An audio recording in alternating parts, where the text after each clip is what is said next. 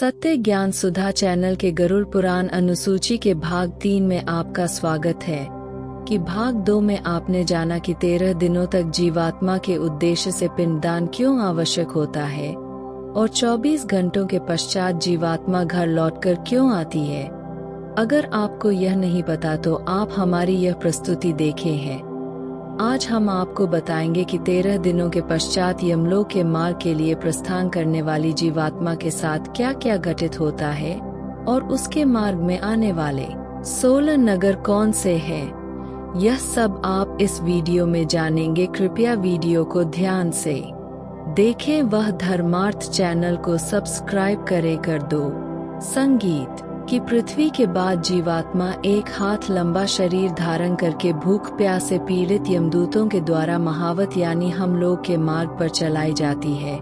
जो जीवात्मा पापी होती है कि उनका मार्ग कशी टॉप निकला मांस खाने वाले जंतुओं से भरा और अग्नि से पर्याप्त होता है, और जो पुण्यकारी और सुकृति होते हैं उनका मार्ग सब प्रकार से समय होता है।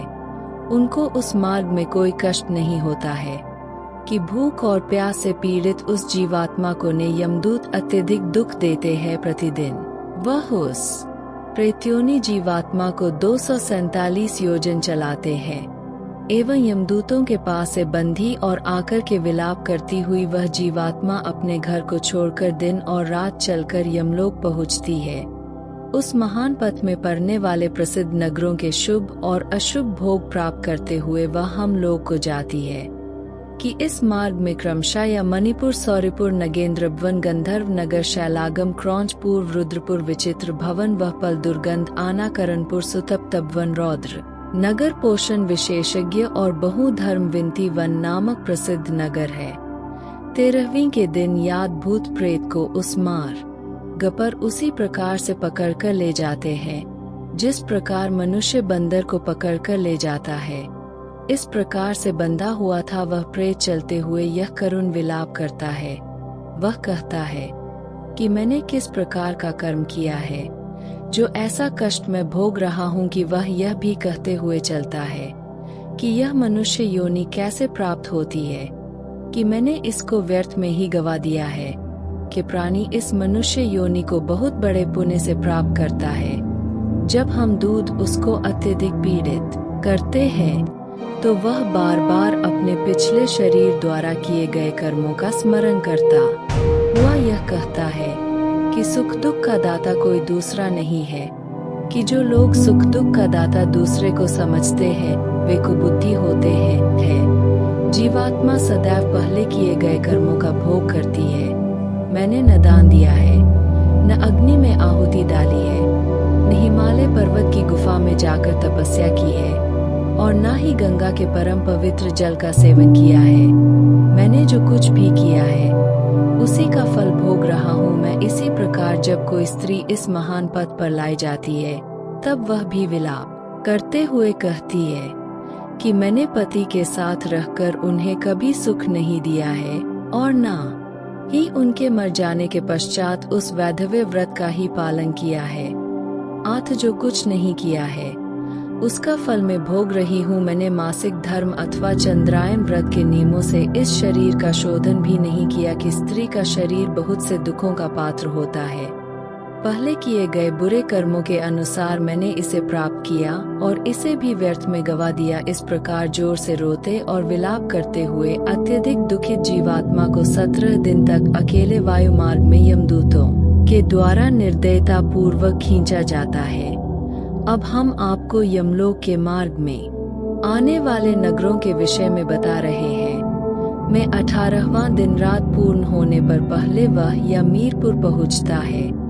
उस रमणीय नगर में प्रेतों के महान गुण रहते हैं। संगीत कि वह पुष्प भद्रा नदी तथा देखने में अति सुंदर लगने वाला एक वटवृक्ष है। हम दूध वहां पहुंचकर प्रेत को विश्राम करने का समय देते हैं। कि वहां पर प्रेत दुखी होकर अपनी स्त्री और पुत्र आदि सगे संबंधियों से प्राप्त होने वाले सुझावों का स्मरण करता है। मार्ग में पड़ने वाले परिश्रम से थका एवं भूख प्यास से व्याकुल वह प्रेत वहां करुण विलाप करता है। उस समय वह धन, स्त्री, पुत्र, घर, सुख, नौकर और मित्र के विषय में तथा अन्य सभी के विषय में सोचता है। उस नगर में भूख प्यास से पीड़ित प्रेत को देखकर यमदूत कहते हैं कि कहाँ धन है, कहाँ पुत्र है, कहाँ स्त्री है, कहाँ घर है, और कहाँ तू इस प्रकार दुख झेल रहा है। चिरकाल तक अब तू अपने कर्मों से अर्जित पापों का भोग कर और इस महान पद पर चल। जूतों के द्वारा इस प्रकार कहे जाने के बाद यमदूतों द्वारा उसे पीड़ा दी जाती है। तत्पश्चात सहवास भूलोक में पुत्रों के हाथों से दिए गए मासिक पेंट को वह प्रेत खाता है। उसके बाद वहां से वह सौरीपुर के लिए चल देता है। उस नगर में का रूपधारी जगह नाम का राजा है। उसे देखकर जीवात्मा भयभीत हो उठती है और विश्राम करती है। श्रद्धा द्वारा दिए गए अन्न और जल का वह उसी नगर में उपभोग करके दिन और रात चलकर सुंदर बसे नागेंद्र भवन नामक नगरी की ओर जाता है। उस महान पथ पर चलते हुए महाभयंकर वन देखकर वह जोर जोर से रोता है, बार बार रोता है, और 2 मास बिताने के पश्चात नगर में पहुंचता है जहां वह अपने बंधु बांधवों के द्वारा दिए गए अन्न और जल को खाता पीता है। उसके बाद यमदूत पाश में बांधकर उसे दुख देते हुए उन्हें आगे की ओर ले जाते हैं कि तीसरे मास में वह गंधर्व नगर पहुंच जाता है कि तीसरे मास में दिए गए श्राद्ध पेड़ का यहाँ भक्षण करके चौथे मास में वह हलार नामक नगर में पहुंचता है। यहाँ पर एक के ऊपर पत्थरों की वर्षा होती है कि वह चौथे मास में दिए गए श्राद्ध पेड़ को खाकर संतुष्ट होता है। इसके बाद प्रेत 5वें मास में और छूट जाता है कि उस नगर में पुत्रों के द्वारा दिए गए 5वें मास के श्राद्ध पेड़ को खाना है। तदंतर 6ठे मास में प्रेत नामक नगर की यात्रा करता है। उस नगर में 6ठे मास में पुत्रों द्वारा दिए गए श्राद्ध पेड़ को खाकर उसकी संतृप्ति होती है, किंतु आधी मुहूर्त भर विश्राम करने के बाद उसका हृदय पुनः दुख से कांपने लगता है। हम दोस्तों से तर्जित होकर वह प्रेत उस पर को लौक कर विचित्र भवन की ओर प्रस्थान करता है जहाँ का राजा विचित्र है और यमराज का छोटा भाई सौरी ही यहाँ के राज्य पर शासन करता है। हम दोस्तों के द्वारा कष्ट दिए जाने पर वह प्रेत उस विचित्र भवन में श्राद्ध पिंड का उपभोग करता है कि हमारी आज की प्रस्तुति में यही समाप्त होती है कि इससे आगे हम आपको गरुड़ पुराण के भाग 4 में बताएंगे कि आज के लिए केवल इतना ही। जाने से पूर्व वीडियो को लाइक करें, वह चैनल को सब्सक्राइब अवश्य करें। में तब तक के लिए जय जय श्री राम।